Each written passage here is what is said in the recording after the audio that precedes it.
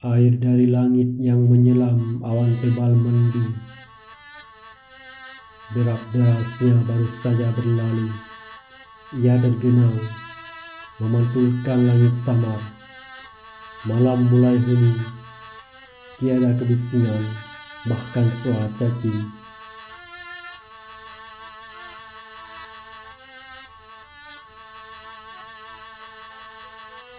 Hanya suara nafasku sendiri terdengar. Aku terbangun dari tidur setelah hujan deras. Ku mencoba mereka-reka, membuka kisah khayalan siang yang biasa ku simpan dalam angan-angan.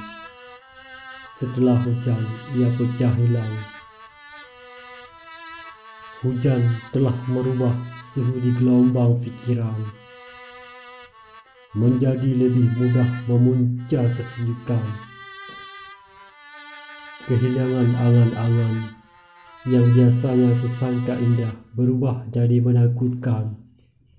Hakikatnya rayuan kegersangan.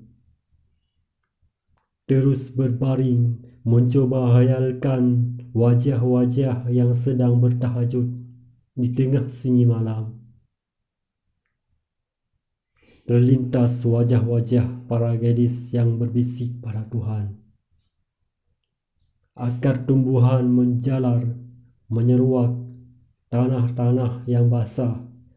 Dedaunan hilang dari berdebu. Sisa air hujan di dedaunan bergelantungan. Tetesannya terdengar merdu.